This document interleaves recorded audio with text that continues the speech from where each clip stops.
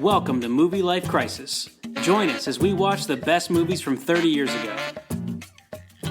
This summer, see the magic. Feel the excitement. And hear the roar of the motion picture event of the year. From Walt Disney Pictures comes the story of a young prince's courageous fight. Step down, Scar. To claim his rightful throne. You are the one true king. The Lion King. Rated G. Exclusive engagements now playing June 24th everywhere. I wanted to play the actual trailer, but we would be copyright stricken and maybe just like straight up assassinated for doing that. Yeah. Because it's just a circle of life. Yeah, and Disney's very adamant about you not playing their stuff. Dude, they got teams of assassins ready to come after people for copywriting their copyright infringing Disney. They have like thousands and thousands of lawyers who would love nothing more than to take the $65 our podcast has and teach us a lesson. I can't remember where I heard it, but one guy was like, if I think a chick's going to try to film me while we're doing it, I'm playing Disney music by the bedside, so I know she'll never be able to post it. That's no joke. And now that our podcast automatically, because Google Podcast has gone away, now it automatically goes to YouTube, and YouTube has a copyright detection algorithm. And if they hear Circle of Life, that's it, man. This podcast will be gone from YouTube forever. Yeah, I've been watching people get 3 strikes and get kicked out. It's not good. The good news is that as an alternative to playing the actual music, we're just going to sing. So the copyright algorithm will not pick up on that. Plus, we're allowed to. That's fair use. But bad news for you guys because it's not nearly as good. Unless we're just really going to be really good at it and we can't tell. Is that Jason Weaver or is that Jeff and JT? Who can be sure? Nobody knows. Movie Life Crisis Season 4, Episode 14, The Lion King, the biggest movie of 1994. At the time, the second highest grossing movie ever behind 1993's Jurassic Park. That's pretty cool. I pushed back our recording like 2 days because of 4th of July and because I knew there was so much stuff that I wanted to have extra time to be prepared. Yeah. No reference to Scar's song. And I still don't feel like I am prepared because there's just so much. Dude, this movie's got like 25 actors and like 2 directors and 3 writers and 17 story credits. And I don't know. Yeah. And like there's everybody's awesome. And there's like 3 documentaries online stuff. about it. I got through like 1.5 of them, and I was like, oh, there's so much information. There's no way I can. Yeah. If I watch any more of this podcast will be like 9 hours long. I'm not trying to make roots here. I don't think we're really up for that.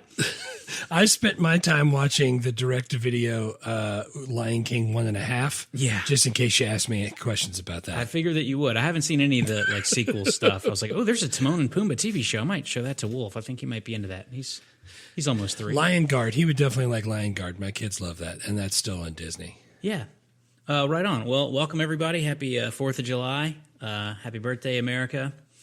And Over the hill. over the hill. You don't look a day over 200. Why did we choose this movie? That's a dumb question. This movie's absolutely incredible. Yeah, it's fantastic. Dude, the freaking songs, the song still goes so hard. Do you prefer the live action one to this one? No, not this one. I don't prefer the live action of any of them so far. I don't either. To the animated ones, but I will tell you, like the live action Aladdin, it's kind of good. Yeah, and like the live action of this one is not really live action, but it's no. I'm not good. saying that they're not good, and I don't know if it's because we grew up with these or if it's just like I don't know, man. I just like the animation. I love the Disney old school. This like hand-drawn stuff, like whatever started in like 1989 with Little Mermaid, and then goes through really this. But after this movie's Pocahontas, Pocahontas is not as big as The Lion King because it's the freaking biggest animated movie ever, right? But like, and then they start to kind of fall off, and it's like some stuff I don't care about as much. Yeah, but like they have the second golden era of Disney animation from Little Mermaid to Lion King, Pocahontas is like just freaking nothing but bangers. Yeah, it's fantastic, and we've done like good stuff. We did Beauty and the Beast. We did Aladdin. We're going to do Lion King. I love that our podcast is going to catch like a lot of the ones that are. Dude, they're so good. I had all of them in the clamshell, and I watched them 9 million times. Yeah, I still have some of those in the clamshell at my parents' house somewhere. So much so that I remember as a kid which like line readings annoyed me from the different characters. I'm like, I used to get really annoyed at that, the way that guy said that line, or like I would fast forward past this part. Like I watched them so many times. That's awesome. Yeah, it's ridiculous. I don't think I watched it as much. I've seen it a ton though, and now that I have kids, I've seen it even more. Yeah. But Wolf doesn't really watch a lot of TV, which is great, but he's almost 3. And so like I've been able to, when he wasn't feeling good a couple weeks ago, we watched Toy Story, like front to back, and he was all about it. And I was like, this is so great. I'm so excited for the movie. Yeah. I know some kids get into that super young and they're just like watching Cars over and over again. They're like 15 months old, but he really is like, didn't have the patience for it. But now that he's like able to sit through really good movies, I'm super excited. well, if he gets into movies, the good thing is now is everything is at their fingertips. Yeah. So like, like we had to like beg our parents, hey, can we please go rent this? I want to watch Striking Distance again. Please, can we go buy it? Right. And go get it. Whereas now you just click a button and that it just pops up. Yeah, no doubt. Quick synopsis. I actually found a pretty great one from that one of the writers said when she got brought in to do the movie. There was 3 credited writers, and I don't remember which one said it. It was one of the women writers. It was either Irene Mechie or it was Linda Wolverton. I think it was Irene Mechie, but she said the project was described to her as Bambi with lions mixed with Hamlet. That's great. Yeah, that's so perfect. I don't think your synopsis is going to beat that. No, mine was AI. It went way off Yeah. the deep end anyway. Pass. So yeah. Budget gross. They made this movie for $45 million. It made $985 million. A 22x multiplier, which is obviously ridiculously huge.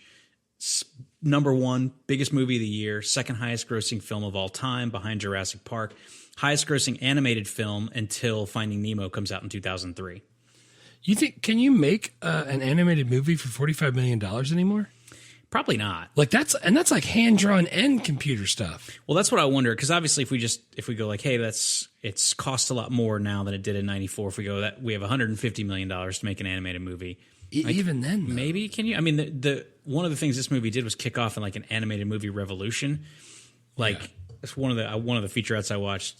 Someone with Disney, like Eisner, Jeffrey Katzenberg, or someone is like, even like 10 years, 15 years later, if you go look at the top grossing movies for the year, half of them are animated movies.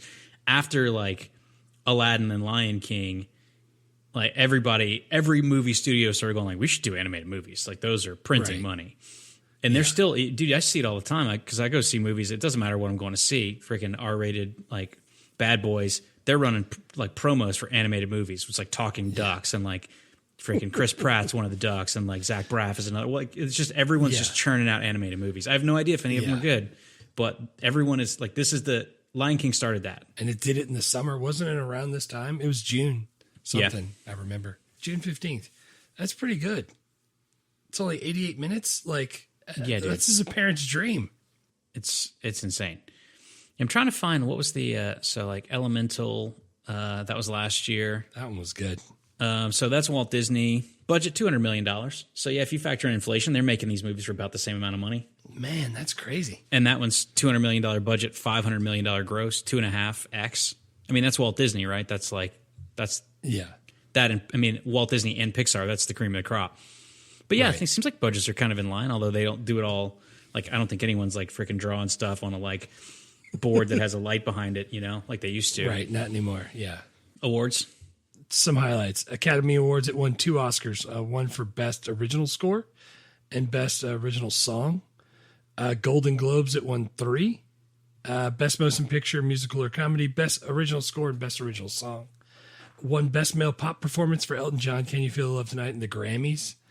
But the actual, like, list, dude, American Music Awards, it was the top soundtrack. Like, ASCAP won, Hans Zimmer won Best Box Office Film list. It was nominated for all kinds of best song written specifically for a motion picture. MTV Best Villain nominated in the MTV Movie Awards. So even like MTV was nominating this stuff. It won Satellite Awards, it's Saturn Awards, and Turkish Film Critics. Like it's listed under the cleaned page up. For that is It huge. absolutely cleaned up. Yeah. As well it should have. So it's another one of the movies kind of like Forrest Gump, where it's like it made a ton of money. It also won a bunch of awards, and I love when that happens. I like when blockbusters are also so good that they like get awards, which a lot of times that's not the case. When it gets both Rotten Tomatoes and the audience score, like when they're both high, that's how you know it's going to be probably good. Yeah, man, that's freaking awesome. Sequels and spinoffs. Buckle up. Yeah, man. Lion King 1.5 was in 2004, but before they did that, they did Lion King 2, Simba's Pride. Simba's Pride. Those were both direct to video. TV series Timon and Pumbaa, which is good. Your kid will like that, but I think he'll like Lion Guard more. Yeah. Is Nathan Lane in the Timon and Pumbaa one? I don't remember. Or they got someone else to voice it? Then they have the live action Lion King. Plus they have the Broadway musical. Which have you seen that? No, dude. Have you seen that? New Orleans, yeah, when it came to New Orleans, Kat and I went and saw it.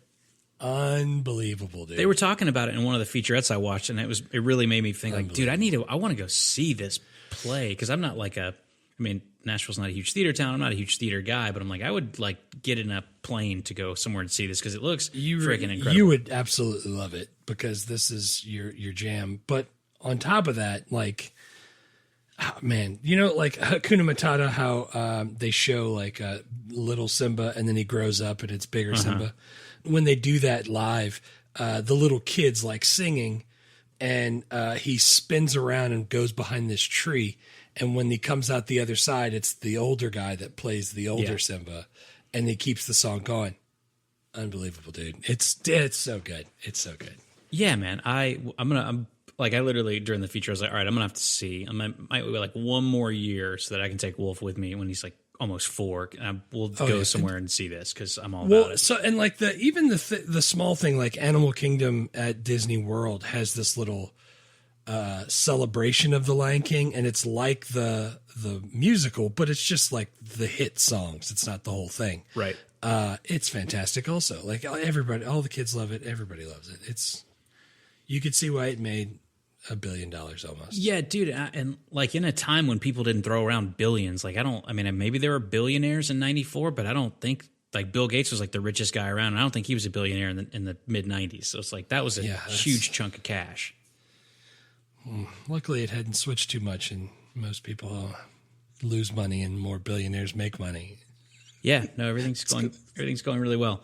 It's going in the wrong direction. We're going backwards. How do you rate this? 1 to 10? No 7s. If you need a 7, I will climb through the computer and strangle you. Well, real fast. Do you remember where you saw this? Did you see this in the theater? Dude, I don't think that I did. I don't think I saw it. Because I would have been like in 8th grade, and I feel like I probably was too cool to see this in theater. But then I also know I watched it on video 9 million times, probably in secret at my house. When you're that age, where it's like weird that you're too cool to like watch animated movies, especially animated musicals. But then they're still awesome, but you just have to do it anyway. But in your bedroom. I don't think either of us were very much. No, I'm too cool for that. I'm not going to do that. We're both pretty much. I'll sing that in front of whoever.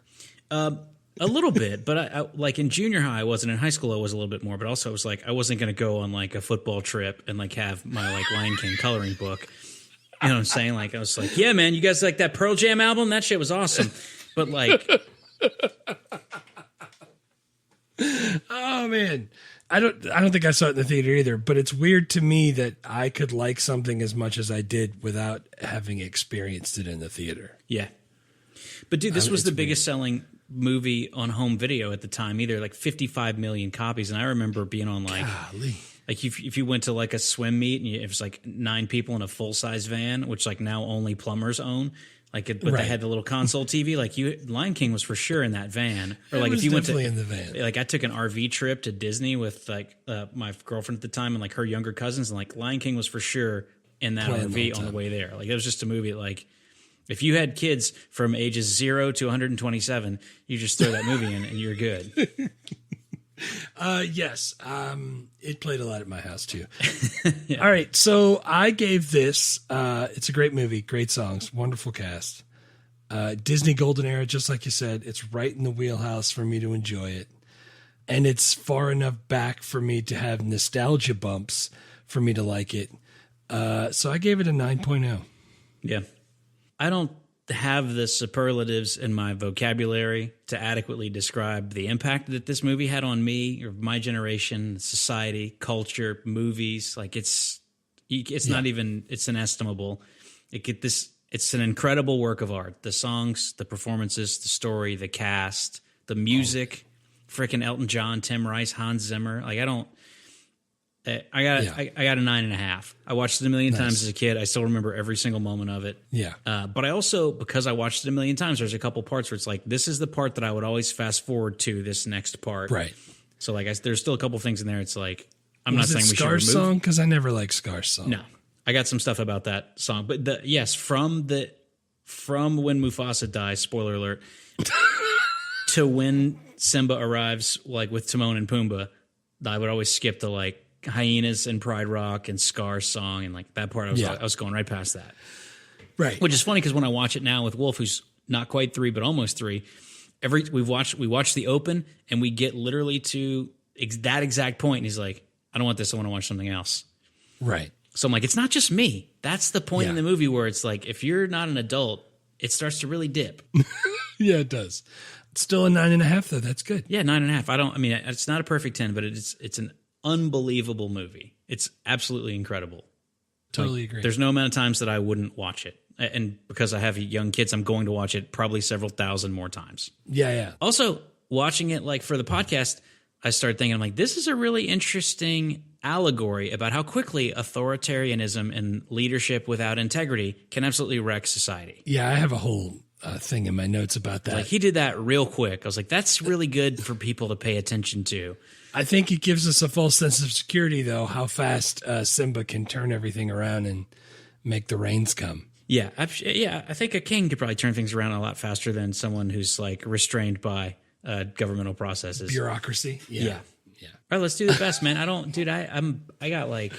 I'm so over, and I even made another category for songs, and I'm still so over. But let's just do scenes. What's your first best scene? Dude, the opening. Yeah. Circle of Life opening sequence. Dude, it's so iconic. Yeah. Like the guy singing the thing in the very beginning. Yeah, Lebo M, the African composer, songwriter, singer. Like, dude, the movie just opens and it's freaking, sunrise in the savannah, and he's like, Savannah. It's Zulu. I don't know what the words are, but like that part just comes right out, bam. And then it goes for all the freaking animals are going to do, and it's all building up. Like as the things are coming together, and they're all like, dude, the African choir's going. Chicken carbonara. God, it's so good. Carbonara, chicken carbonara, or whatever they're saying. And it's like building up and building up. It's in Zulu. I think they're basically saying it's a lion and his son. I looked up the translation. Nice. And then it ends like Rafiki holds up Simba, and then the song abruptly stops. Boom. And then it's black screen, title card, The Lion King. I was like, that shit is amazing. Yeah, I was going to say, and when it got to the title card and it just stops, fantastic. It's such a powerful sequence that Disney just said, like, we're just going to run this as the trailer because this is an incredible 4 minutes of film. We don't need to cut up a trailer. Just go just bam, just slap that on. And that's no joke either. That's literally what they did. That's perfect. Like it ran during like Sister Act 2, like that whole thing. And people were like, what the? I want to see that thing. Right. Of course. And it's funny because the team that was working on this movie, the stories now, this was the B team working on Lion King. Everybody who was like successful in Walt Disney Animation was working on Pocahontas because like that was going to be way better. I don't think anyone cares about a movie where there's lions that sing. So stupid. And so this is like just the misfits like over there doing wacky stuff. Like what if we made the freaking meerkat do the hula? And like, that's terrible. Do it. His diversion. Yeah. Oh my God. So, I think that's the way that you can get, 200 people to make a movie that's actually awesome because everyone's paying attention. Like Pocahontas is going to be awesome. Let's put all the good people there. Everyone who's weird, stick them on this lion movie. And like, it got so many rewrites. It changed direction so many times. They did it all the right way though. I mean, it ended up being great. I don't understand how. I kind of never do. But this one particularly, it's like there's so many people and it took so many different directions. Yeah. Yeah, that's my first scene as well. It's unbelievable. Like it's crazy. Tell me though, you could hear that song. Like I sang when we got him baptized in the church, and I was like holding him up, singing that in the front of the church until a cat punched me in the side, told me I can't do that. Like that's everybody knows that. You know what I'm saying? It's iconic. It's as iconic as like standing on the front of the boat shouting, "I'm king of the world." For people exactly. No, it's exactly the same. Yes. What's your second one? My second one, I had a hard time because I didn't want to do any other songs because I made another category for songs. and the whole movie is fantastic. So my second one is all the way to when Rafiki, the monkey, voiced by Robert Guillaume, who I love, goes to find adult Simba and freaking hits him in the head with his stick and like shows him his own reflection, and then he has the like when he teaches him to learn from the past. Yes, he talks to Ghost Mufasa in the sky. Yeah, I got that one. Yeah. I had that. That wasn't my second one, but that was my third one. It's fantastic. That whole idea of learning from the past, I feel like we're never doing the right thing there. Yeah, because Simba's going like, "Hey man, it's in the past. It doesn't matter." And Rafiki just hits him in the head with a stick. And he's like, "Ow, that hurt." He's like, "Yeah." He's like, "It's in the past. It's in the past. It doesn't matter. The past can still hurt." It's like, man, that's when someone smartly explains something about life with an animated monkey. Like, that's good shit right there. Yes. Yeah, agreed. That's one of the quotes I had. That's a fantastic part. I really like that. I think I might even show that to my students because they're always wondering why we're even learning about history. And that might be a good way to explain it. Yeah, dude. I think I need to do that. I support that. What's your third scene? Dude, when he first meets Timon and Pumbaa. That's great. For the first time. It's fantastic. What's a motto? Nothing. What's the matter with you? Like, that is right in my... He's at the top of the food chain. Get it? The food chain. And a lot of the Timon and Pumbaa... Well, I think a lot of the movie was improvised too, but specifically a lot of the Timon and Pumbaa stuff, they said that Nathan Lane and... Nathan Lane. God... Because they Nathan had been Ernie Sabella.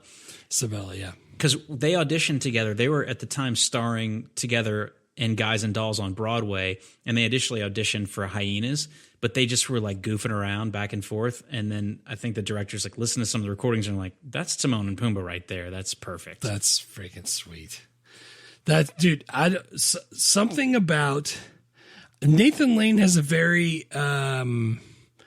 I know they're probably from the same area of the country.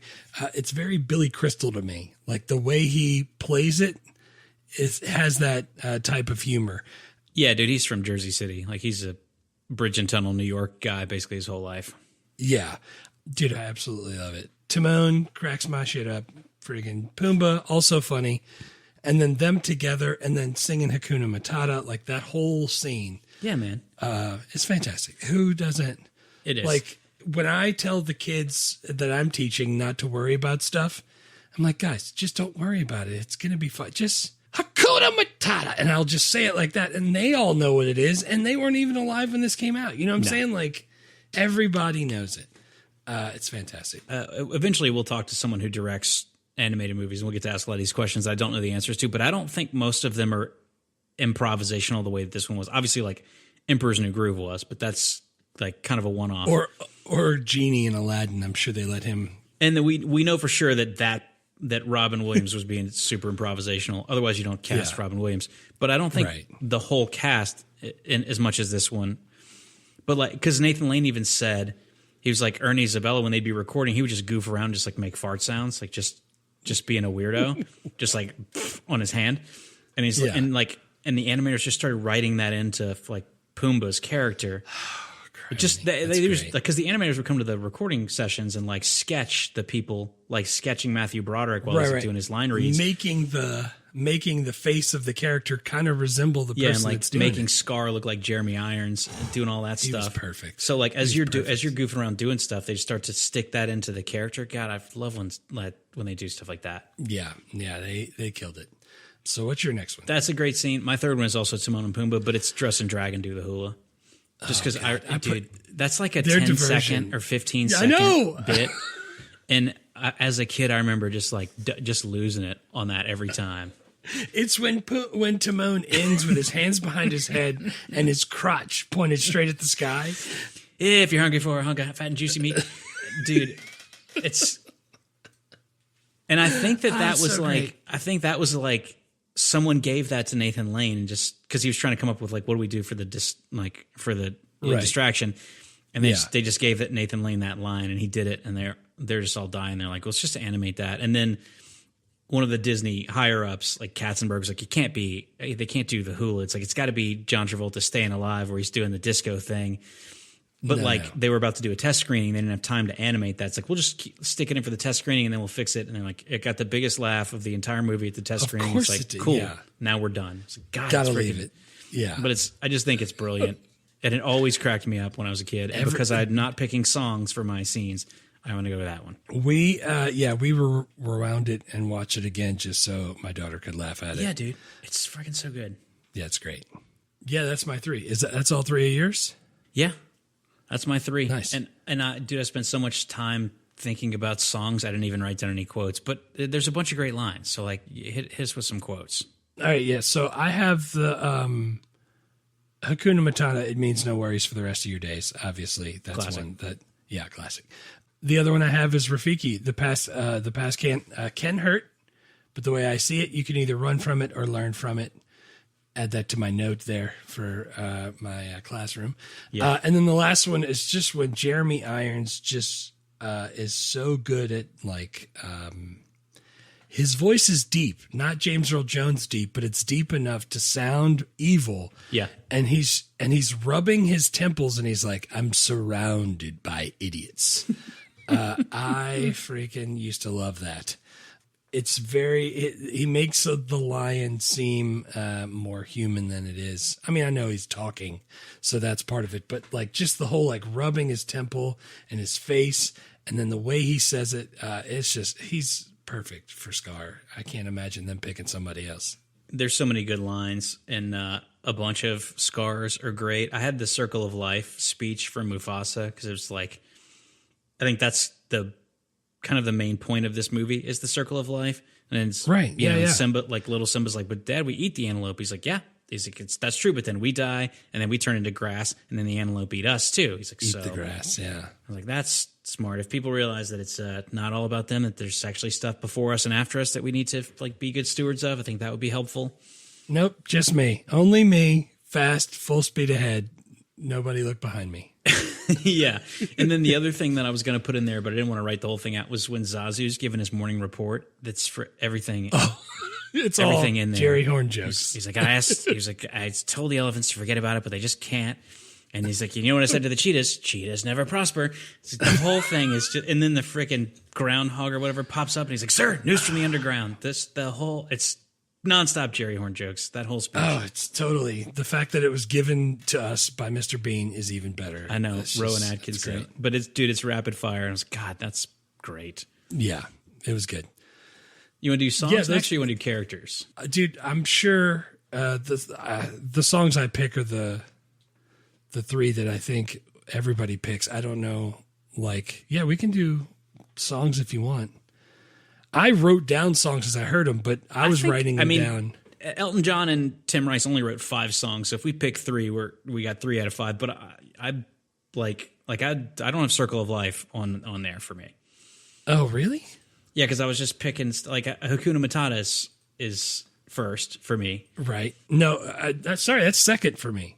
I just can't wait to be king is first. Just can't wait to be king is first for me as well. I'm not ranking them 1, 2, 3, but the first one I wrote down was just can't wait to be king. I see what you're saying. Yeah. Because I think that's an incredible song, and I've always loved it. And freaking Laura Williams is the singing voice for young Nala. She's killing it. Jason Weaver is the singing voice for young Simba. He's ludicrously talented. He's killing it. Played young Michael Jackson in the TV movie, the Jackson 5 TV movie. Jackson's miniseries, yeah. Yeah. I always loved it my whole life, and I freaking had it on tape and on CD and wore it out. But it's also the first song I ever got Wolf hooked on when he was a baby, thanks to branded Lion King diapers. I just had to get some diapers one time, and I got them all at Costco, and I had to go to Walgreens to get an 8-pack for $35, and it was just Huggies with Lion King on it.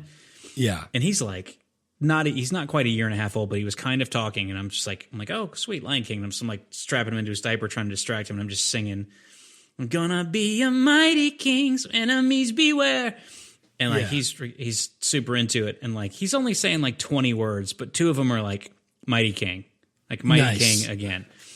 Nice. So it's the first song that ever went on his playlist, and we just absolutely wore it out. And I was freaking just blasting in the car, having a great time singing it. I was like, this song still is so good, dude. When y'all end up going to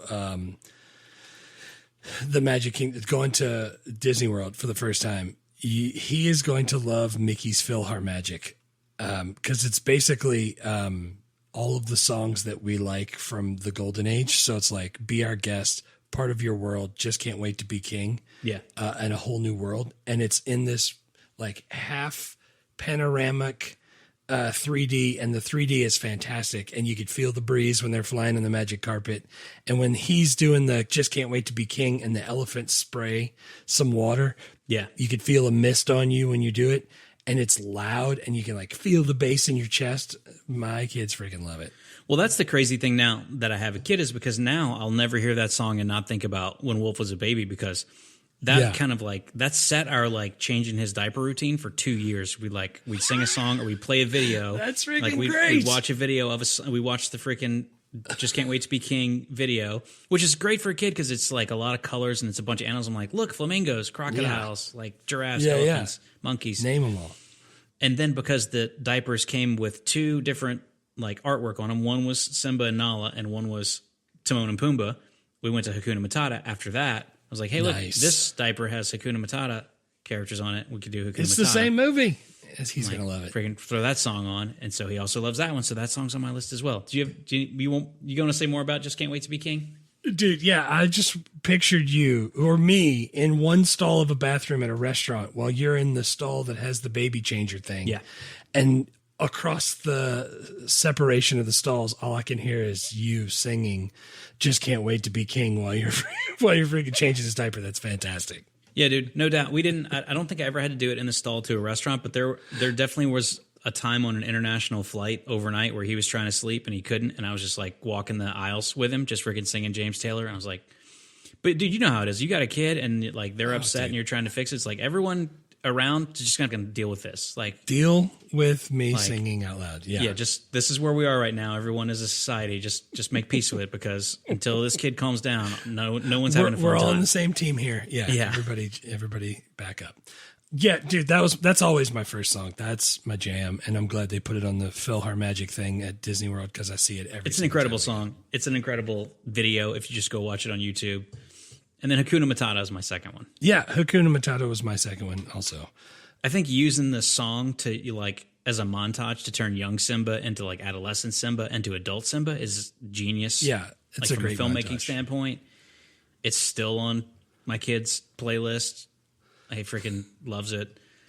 Who doesn't? It's fantastic. Again, dude, now that I have a kid, I'll always remember like specific parts of the song. When he was like, before he even could talk, he would just like laugh. Like freaking Pumbaa making like when Pumbaa was, and it hurts that my friends never stood down. It hurts. Like, he used to just like love that part. And it's a great song. Dude, I don't know why. Well, I know why, because they made it like this on purpose. Did you ever see or hear the soundtrack to Book of Mormon? A little bit of it. There's one that's Hasadiga Ibawai. Yeah. And it sounds like a song that could be straight from the Lion King soundtrack. And every Nice. time I hear Hakuna Matata, I hear Hasadiga Ibawai, except it's so filthy that we can't talk about it here. But it is way freaking funny, and you need to listen to it all the way through because it's great. Yeah, man. What's your third?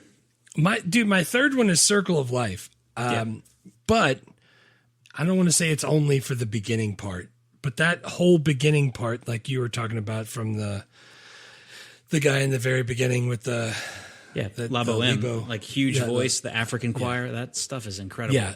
That's why I picked that one. Can You Feel the Love Tonight? I understand like that's like it made it into the pop charts and stuff like that. It just didn't do it for me like Circle of Life did. Circle of Life is fantastic. Yeah, because I put Circle of Life in my scenes, I didn't put it in my songs. I feel like I've discussed it enough. But it absolutely because of Labo M and the Zimmer score, it's freaking so good. But actually Can You Feel the Love Tonight? I mean, that's not one I'm like, I had like Disney playlists back in the day that I would just bump, windows down, singing real loud. That one wasn't on it. Neither was Circle of Life. It was just Hakuna Matata and Can't Wait to Be King.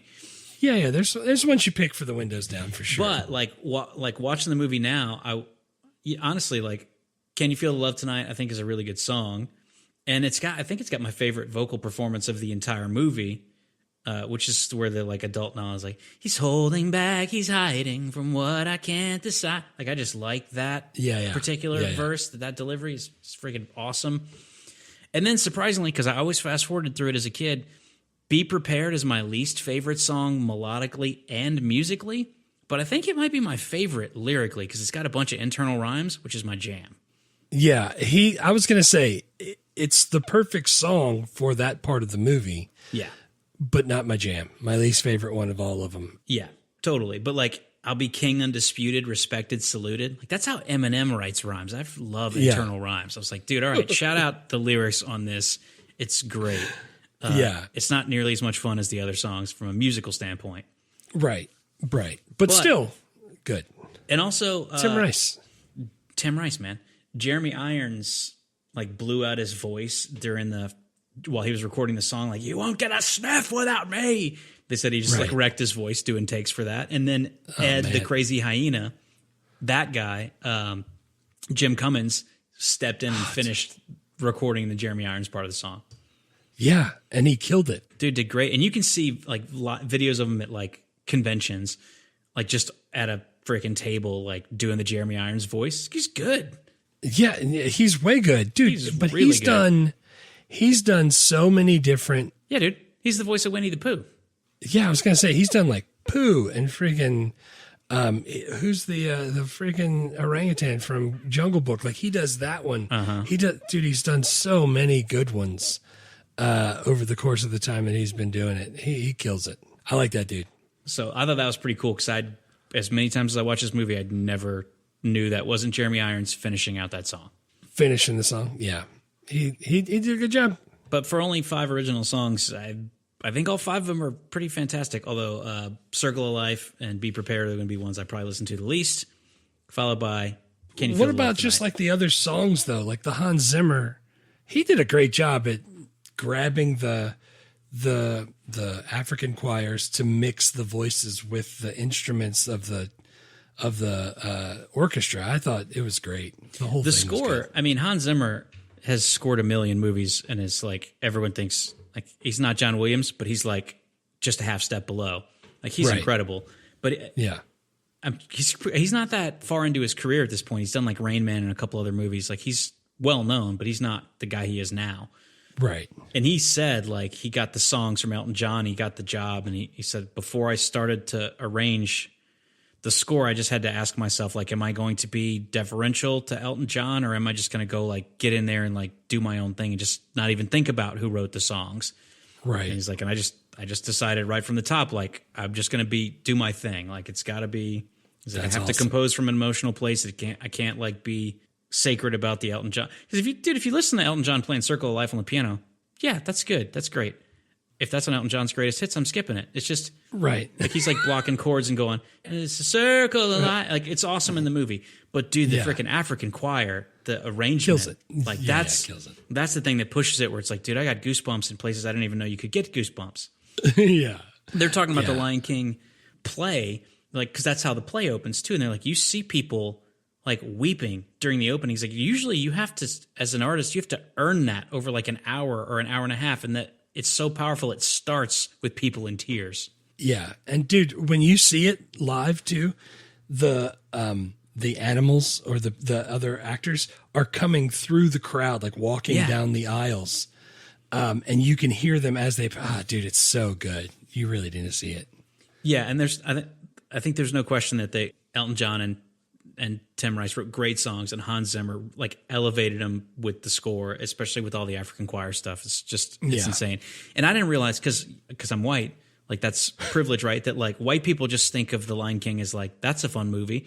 But to black people, it's actually like, this is an African king. Like this is actually like an empowering representation of powerful African kings. Like, oh, that's super cool. That never even occurred to me.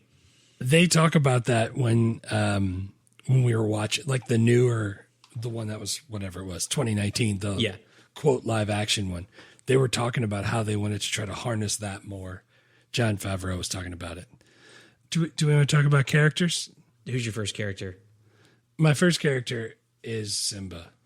Yeah, because it's Matthew Broderick, and That's I why love it's so Matthew hard, Broderick. dude. There's 4 people voicing Simba. There's an adult I know, Simba but speaking voice and an adult Simba singing voice, and there's a Singing young voice. Simba singing voice and a young Simba speaking voice, and all of them I are doing a marked them great all job. because I thought that was the whole character, so I was trying to put it all in there.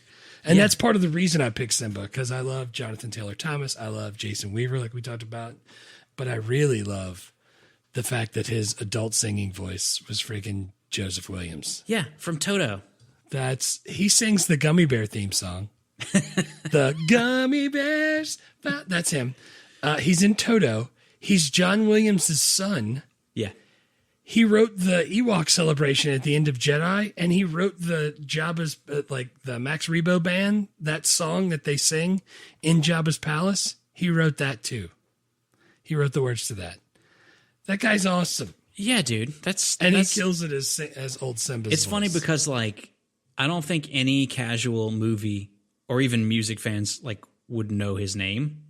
I mean, if you'd asked me, like, 2 weeks ago, who's the guy who sings for Toto, I'd be like, I don't know. When you read about it, you're like, holy crap, this guy's done so much awesome stuff. That's incredible. So much awesome stuff. Yeah, dude, I actually saw this. I want to say Will sent it to me.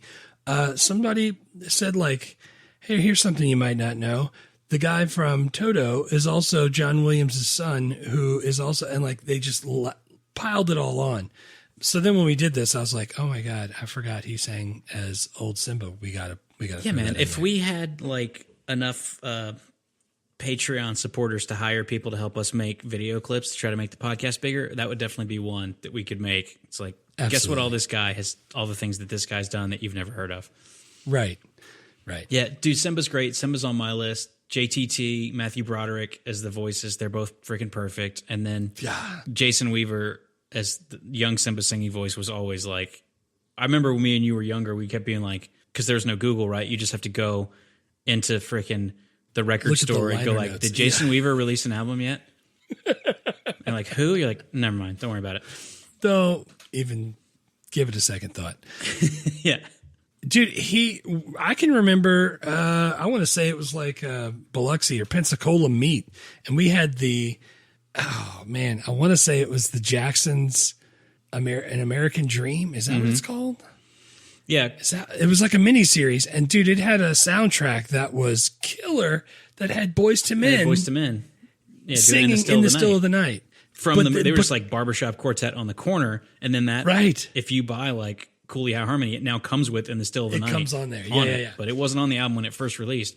Dude, which I had on but tape. do you remember it was a single? It was the cassette single. So the B-side of it just had snippets of Jason Weaver singing, "Going to Kansas City, Kansas City, here I come." And like, it was all of... Yeah, dude.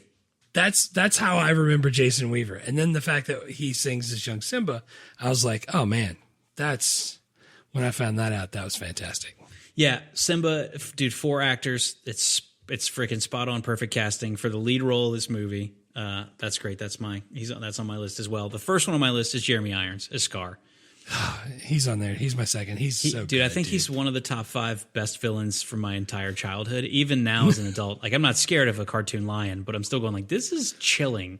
All of this. I'm trying to imagine him being like, I love the chicken. Like at a restaurant, I think I would be nervous if I just like took his order. Dude, next year, for the love of me, I hope we do it because we didn't really do the other ones. But the Die Hard with a Vengeance. Yeah, he's the bad guy. Remember, he's like, dude, I like Die Hard with a Vengeance. I didn't want to do 2, but I'd be totally down to do that one. Oh God, I hope so. When he was in that, his voice is just like this. It's so. He's really, really good, dude. He was the perfect pick for this. Yeah, and man, the casting is like, I don't know. I hate to leave people out. Like I'm not even going to get really to talk about the hyenas, but Whoopi Goldberg, freaking Cheech, and then Jim Cummings as the like, and the trio fact of that Jim hyenas Cummings doesn't say anything either. He doesn't say anything. It's brilliant. He just laughs. That's dude. Like, did you know that was Mufasa's son? No, I didn't know. Ed, and he's just shaking his head. Yes. He's shaking his head. His tongue's flapping. Oh my god, it's so and great. Rowan Atkinson as Zazu. That's my third. Great. I put Rowan Atkinson, dude. I can't not pick Mr. Bean for anything. He was fantastic, dude. And Zazu is freaking hilarious. I've got a lovely bunch of coconuts, steely. And then Scar's singing along with him. It's so good, like I can't like Nathan Lane and Ernie Isabella. They're fantastic. Yeah. And Rafiki? Rafiki, dude, Robert Guillaume, I love that guy. He's so good as Rafiki. Moira Kelly. Moira Kelly's great. Dude, Topic. And Moira Kelly is like, she's on a heater right now because we got Cutting Edge, which I loved. We got this. Yeah. And then we're going to come up to With Honors, which she's also in. Yeah. This is like the peak Moira Kelly crush years for me. And also, like, shout out to Nala because she had the Michael Jackson where she started black and then grew up to be white. Yeah. That happens, I think. Yeah. Those are the only two that I know of, but it did happen twice, which just seems like a lot. Oh, man. What about the new, did they try, because you know how you talked about this being like more of an African movie. I think not all, I think most of the people that they chose for the newer version were African American. I think they were black. Yeah, that's awesome. I've not researched that one. When we get to 2049, I'll dig deep into it. But 2049, I'm not going to be here. Yeah, you could, dude. Yeah, you'll be in your 80s. That's fine to say you might not be here for that. Don't talk about 2001. You might be dead. You're gonna be all right. Yeah, dude, that's awesome. I also think I'll be in my 80s. I'll be 79. So you would be 82, 81. Jeez, well, there's no way we're still doing this. Well, I mean, I will have nothing else going on if I'm still alive. That's what I mean. I don't think podcasts will still be a thing, and I don't know that we're going to be able to transition to video. I can't believe they're podcasts now. Cece asked me, why is it called a podcast? And I was like, I think it's from iPods. Yeah, from iPods. That's not, she's like, what's an iPod? Exactly. I had to go into my office and open a drawer with a dead iPod and show her what that was. My last character is James Earl Jones. He doesn't have that big of a role in this movie, but I think it's so important. And also, like, dude, if you need a king, you get James Earl Jones. Like, it doesn't matter if it's the Kingdom of Zamunda from Coming to America, or like the Kingdom of Pride Rock for The Lion King, or the freaking Empire for Star Wars. Like, that's my guy there. You get somebody with a deep voice, and he's perfect. Because it's not just that it's deep. He's commanding. Like, he's got like a real like gravitas. Because Jeremy Irons' voice is deep, like you're saying, but it's kind of gravelly. Yeah. But James Earl Jones just got that great voice. And he's also like, he's not like the King of Zamunda where he's just always like yelling at people. He's also like kind of playful and stuff. Right. Like, he's like teaching Simba how to pounce. Like, it's great, dude. A pouncing lesson. He's like, and he's doing the thing. He's like, spin around, Zazie. We're going to pounce on you. Turn around. It's so humiliating. But yeah, man, I'm leaving out like 10 people that did incredible jobs because we only got 3. That's the best part about this, man. You pick 3 and you move on. Yeah. Let's do the thing. What about directors? Did you see some of the stuff this guy directed? There's 2 directors, Roger Allers and Rob Minkoff. I was reading about the Roger Allers guy and how he was part of pre-production concepts on a lot of stuff like Tron. Yeah. Storyboard for Little Mermaid. And Rescuers Down Under, Beauty and the Beast. When I was then watching a behind the scenes thing, Matthew Broderick was like, when they hire you, you don't just go in and start reading a script, or they don't give you a script and read it. You go and sit in a room where there's thousands of little bitty tiny cards with pictures on them. And the directors go through and act it out for you to put you in that frame of reference to know what to do. And he said, this guy, Roger Allers, acted out the whole thing, and it was absolutely amazing. Yeah, there's some scenes of that in the like behind the scenes featurette stuff where they're literally like they're pointing with like a wooden pointing stick to the little storyboard card, just the line drawing, and then they're like acting out like, the animation lead for Zazu's like walking around like a bird, and the guy who's in charge of the hyenas is like on top of a desk, like cackling. Like, it looks like a really fun place to work. Like but the fact that he was part of the storyboard on Little Mermaid, he was head of the story for Beauty and the Beast. He was part of the story for Aladdin. That's friggin' he is part of our childhood for Disney movies. Like, he's the reason that a lot of this stuff is like it is. And that's friggin' great. I wish we had a little bit more time to try and book guests, because there's a bunch of people I would love to talk to from this movie that I think we probably would have been able to, because like there's 2 directors. And in the past we figured out with animated movies, a lot of times the reason they have 2 directors is that one person's kind of in charge of the animators and one person is in charge of the voice acting. and that's kind of like they split responsibilities. But in this case, both guys, Roger Allers and Rob Minkoff, both have an animation background. And I think it seemed like they both worked together on everything. So I'm kind of confused why you need to in that situation, and I would like to know the answer to that, but I don't. I don't know the answer, but I'm glad. However they did it to get this outcome, that's what I'm glad they did. Yeah, dude, absolutely. And they've been in a bunch of Disney videos like talking about the success of this movie, but all the stories are kind of like, no one thought this was going to work, and that's why we were able to goof around and do this really fun thing, and then it worked. Yeah, that's freaking great. The other guy also, by the way, did Mr. Peabody and Sherman, which I'm sure you haven't watched yet. No. Animated thing. It's really great, and you would love that, and so will Wolf. Dude, and he did all those Roger Rabbit shorts. Rob Minkoff did Tummy Trouble, Trail Mix. That's freaking great, dude. And he started off doing Black Cauldron, like the Disney movie. Roger Rabbit, by the way, available on Patreon. We covered that one. Oh yeah, nice. And he was a character designer on Brave Little Toaster. Like he did the animation for a lot of these older movies too. So you're right. They had the animation background and it helped out a lot. Yeah. And there were 3 writers, like they all had independent passes on the script. That's 3 credited writers. So probably at least that many uncredited. Right. Irene Mechie, Linda Wolverton, Jonathan Roberts.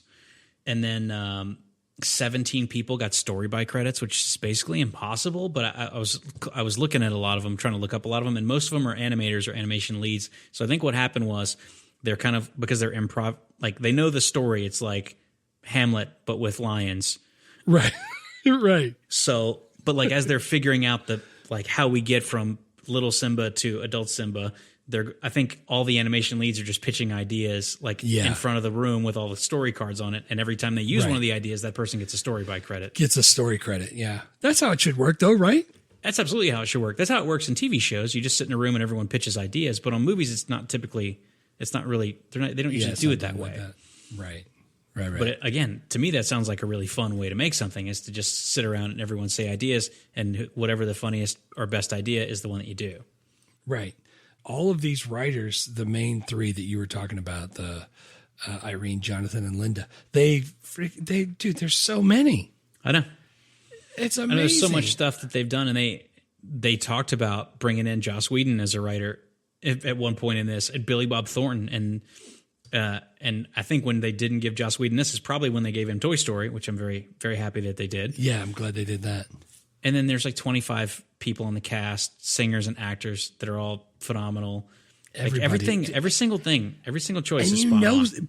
Isn't it weird though? Like there's a lot of times where it's like, oh, I know that person. They're the main person, and they're surrounded by people that I have never heard of. Dude, I had already known all of these people before this, like. Well, that's the crazy thing to me, man, is because I'm thinking the last one we did was Aladdin, right? And Robin Williams was the famous voice in that. This one, every single voice actor is famous as an actor. I think this is when they made the shift to like, instead of casting voice actors, we're going to cast just actors and then just use them. And that's what they still do, because then you can put their name on the poster. And I kind of hate it because there's a lot of great voice actors who you don't want to look at, and now they don't get as much work. Yeah. But this is the first one that did it, and it's clear that it worked so well that it's like shaped animated movies for the next 30 years. Maybe Jim Cummings, maybe Ernie Sabella. Yeah. Everybody else I pretty much knew. That's the thing, man. You can tell, like, it's not like Maura Kelly is a huge actor at this time, but when I heard that voice, I knew who that was. Yeah. Topic. Yeah, dude, absolutely. You give him 3 days to go off whoring in Boston. He's not entirely correct. He went to.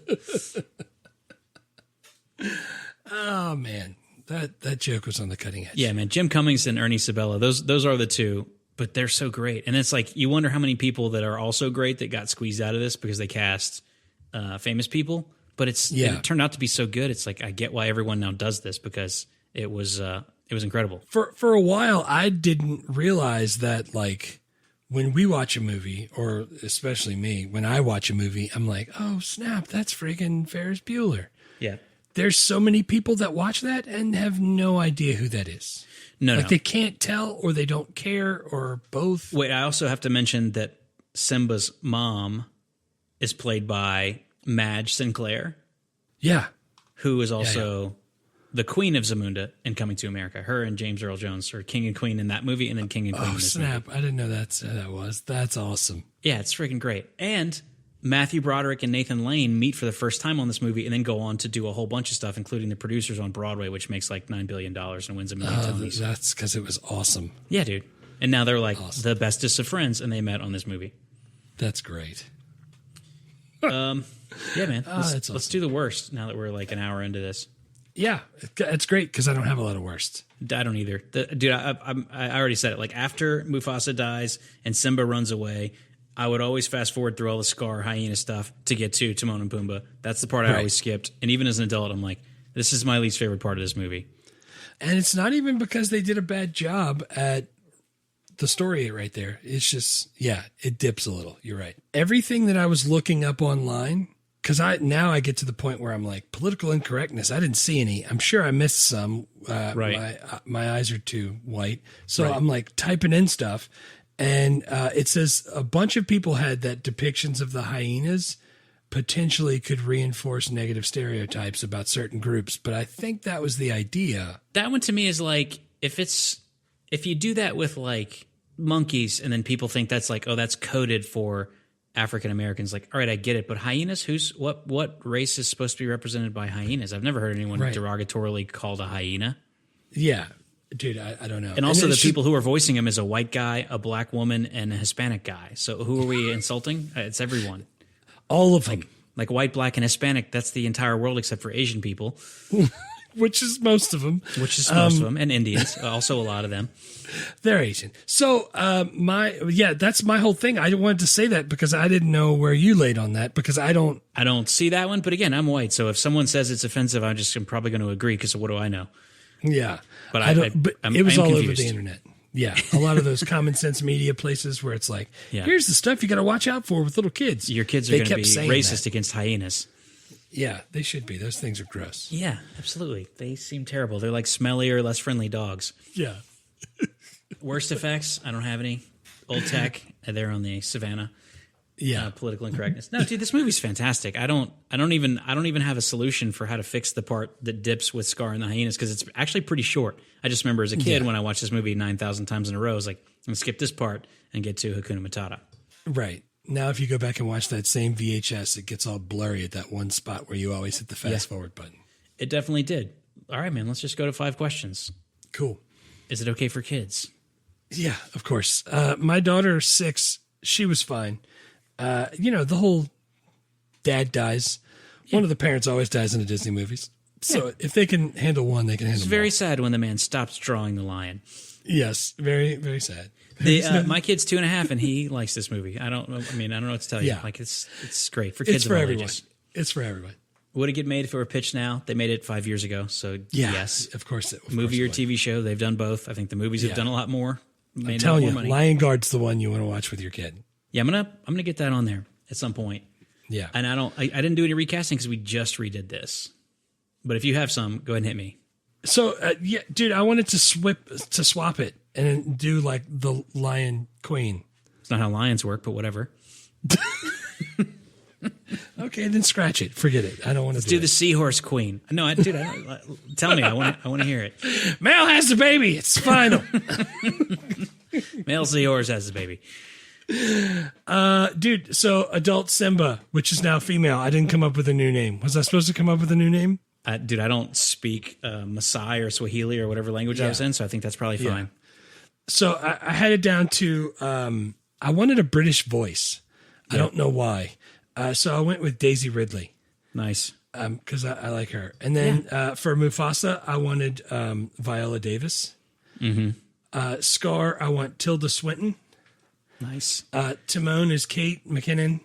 Rafiki is Whoopi Goldberg. It just as an homage. Zazu will be Jane Lynch, and the now male Nala will be Michael B. Jordan. Sold. Let's do it. Let's just make it. We'll make it Lion King 1.5 live action. Lion King 1.5. Lion King 1 3/4. Just keep shoving in fractions on kids. It's the only way they're going to learn it. Yeah, they'll learn it eventually. Can you still watch and enjoy this movie in 2024? It's so good. For shizzle. It's amazing. And if you have kids, you already probably have Disney Plus, so it's right there for you. How much is that stuff going to get before we all join hands across America? Dude, we were just talking about this on text a couple days ago. It's like the amount of subscriptions I'm paying for. I think it's all of them. We forget that we have them. It's like, hey, let's check out Apple TV. It's been like 6 months since we booted that up. So we're paying $18 a month for it. Probably should check that out. That's so I stupid. spend more on that than I do taking care of my teeth. Like, let's see what's happening there. Those are special bones. Those aren't covered by My regular optional bones insurance. that aren't covered by. My insurance doesn't care if I'm able to see, hear, or chew. That's all extra. Oh, man. Yes. So, yes, you still can enjoy it. It's available on Disney+. And it's a great lesson about authoritarianism. Yeah. Big time. Everyone vote. Big time. What's the next movie we're doing? Next movie is City Slickers 2, The Legend of Curly's Gold. I can't wait. I'm tearing up a little bit. I'm going to have to start making a separate category for John Lovitz again. The John Lovitz section. I freaking love that movie. I might give it just as high as I gave this one now that I'm thinking about it. But I don't think it's going to be in the 9s, but I did used to love that one. I'm excited. Yeah, that's what I'm saying. I think I'm just thinking of it too highly. Especially since City Slickers was our first ever episode on this podcast, to go do the sequel, like now that we're 4 years in, and maybe not a lot better, but a little better at least. I'm excited. Oh yeah, I think we're better. What about on Patreon?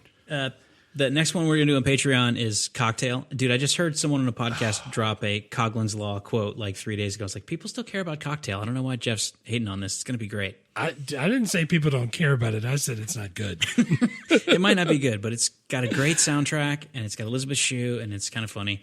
Oh, man. Yeah, we'll do that one on Patreon. You can do a free Patreon trial if you got summer drives coming up and you want to check out stuff without paying. You're welcome to. We appreciate all the support there and all the support here. We'll see you next time for City Slickers 2, The Legend of Curly's Gold. Curly's Gold. Vaya con Dios. Thanks for listening to Movie Life Crisis. Please subscribe, rate, and review, and remember, don't drive angry.